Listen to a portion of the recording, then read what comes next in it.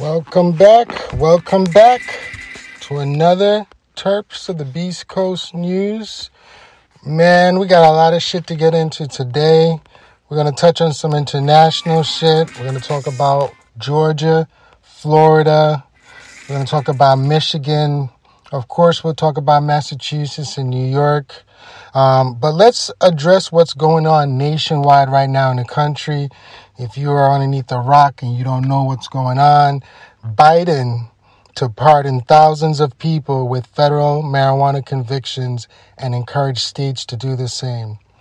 Now, this comes from a person who does not have a cannabis policy listed on his website, has opposed legalization in the past, called cannabis a gateway drug, and helped shepherd the strict 1994 crime bill, who has probably arrested maybe 30 million people for cannabis since this bill went live. Now, the controversial among the Democrat grassroots, he now says he favors decriminalization, which would reduce the enforcement of cannabis laws but keep it technically illegal. But the rest of the Democrats seems to be moving towards a full legalization, which would allow marijuana to be openly sold and taxed like alcohol and tobacco. So, thousands of people with federal conviction for possessing cannabis will receive pardon from President Joe Biden. The White House announced it Thursday of this week, a move that will make it easier for many to find employment and housing. In a statement, Biden, a former proponent of the war on drugs who has been urged by some Democrats to back the legalization of cannabis, said no one should be in a jail using or possessing marijuana. I appreciate it. I believe that this has also become an urgent matter because we're getting close for election season. So pretty much they're trying to bring up topics, get you guys emotional, because nothing yet has been written in stone. This is just a mere statement that they're releasing. He has already done many statements before he got elected and didn't fulfill any of those promises. I understand the urgency that this might be a lateral move in the cannabis community for things to move along, but to be honest, I'm not sure if it's going to happen. So I wanted to talk about that. Meanwhile, here in the state of Massachusetts, Maura Healey says no, regrets on 2016 cannabis opposition. Maura Healey, who's now our current DEA, district attorney for Massachusetts, or for Boston, right, wants to be governor. And now with Biden saying this soundbite, she is no longer opposing cannabis. It's funny when it's time for people who want to get elected, they make switches on certain things that they boldly were against. Now, I'm just bringing up something in March of this year, which was written that Massachusetts voters in 2016 voted on legalized recreational use of cannabis over the objections of Attorney General Maura Healey. 6 years later, as a candidate for governor, Healey doesn't regret her position. So she still doesn't care about the position of what cannabis is doing. Now, I want to get into what's going on in other parts of this world when it comes to cannabis. Congratulations, New York. Congratulations. Congratulations to you. What's going on with New York is some 900 entrepreneurs in New York are now awaiting with a mixture of apprehension and confidence the day after the application period for the state of conditional adult use retail dispensary license closed on Monday.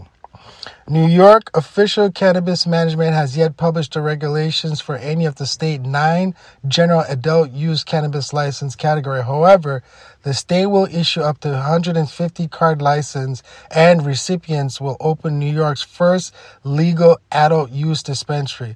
If all goes according to plan. Individuals who qualify for the card license must have been arrested in New York for a cannabis offense or have a family member who was before March 31st of 2021 and have a running profitable business for at least 2 years. People who receive the license will have access to storefront that are currently being secured and will be built out into dispensary spaces for the Dormitory Authority of the state of New York. Congratulations, New York. Congratulations. The state also plans to grant 25 licenses to qualified nonprofit, but those nonprofit won't have access to the Dormitory Authority of the state of New York properties or New York's $200 million social equity cannabis investment fund. They will not have access. So that's good. So what's going on with that is we'll wait and see how New York goes. It's big ups to New York for moving forward and getting things on the road as far as, pushing those licenses for different types of business when it comes to cannabis. Meanwhile, back in Florida, cannabis testing labs in Florida are under fire. Florida's regulator recently cracked down on several licensed medical cannabis testing labs, tightening the screws on a part of the cannabis industry that is increasingly common under the fire across the country. So if you haven't been aware, there's been a fudging of numbers when it comes to testing products where the higher the THC or whatever the cannabinoid profile that they're trying to appease to the clients or the customers is what people are looking for. So, here are some of the multifaceted situations that they're talking about. Growing public mistrust of cannabis testing lab results, a persuasive trend among cannabis business to shop for labs that will give them favorable test results, testing labs that say they are struggling to retain market shares and losing money as an unethical counterparts gain new clients by inflating THC potency number. A possible solution would be for the state to create an audit trail that checks testing results. So, California was big for that, where there was a lot of fudging, especially with the larger testing lab for a long time. I don't know if the game has changed. I think it has changed a little bit. And it's true, as more and more retailers come online and more people who are producing cannabis come online, we should have some kind of accountability when it comes to testing. But I think the testing procedure is not there yet. So let's jump into something international that I came across, which was British American Tobacco makes moves into cannabis. Man, oh man, this is going to be scary. Think about all the lobbying power they have. Think about all the money that they have. And think about what that would do for the reduction of a craft grower who is trying to make it in this industry when you have all this commercial cannabis now that's going to be coming to fruition. It's going to drive down the prices. Now, this is not happening here yet, but this is something where it's happened across seas.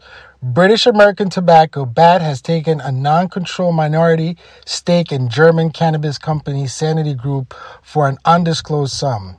Sanity said the funding was Europe's largest cannabis investment round to date and that it had no raised funds of more than 100 million. Nearly half of the new 36 million funding round will be spent in sanctioned medical cannabis business, according to Bloomberg, with the remainder going for preparation of adult use of cannabis legalization in Germany. So, even though the basketball player, she got locked up over there, Germany is making some moves in regards to adults and also medical. So, maybe she'll get pardoned once they get this ball on a roll. So here in Michigan, Hero Technologies executive purchase agreement to buy a land. Now, the company entered an agreement to acquire a 10-acre property in Vassar, Michigan, as a base of subsidiary growing, processing, and selling cannabis within the state. Now, the cannabis company is going to focus on seed-to-sale vertical integration strategy. Today announced that it has finalized a real estate purchase agreement of a 10-acre property in Vassar, Michigan. The purchase price is $600K. The company plans to use property as its base of cannabis operation in the state, including indoor, outdoor growing, processing, wholesale, and selling directly to consumers. There's more booth on the way. more booth is on the way out there in Michigan. I'm not saying that a large facility cannot produce. It's just that when you dealing with a very large facility, their ROI is going to be stringent on making sure that they get a return. And if they have so much bulk that they're trying to grow and move, it's definitely going to cause a dip in the market for other producers. And that's going to create a problem. So in regards to that, I'm not going to jump too much details into that. I wanted to get into what's going on in Georgia right now, which is this company called Gerber, Gabri, right? Which stands for stands for Georgia Medical Cannabis,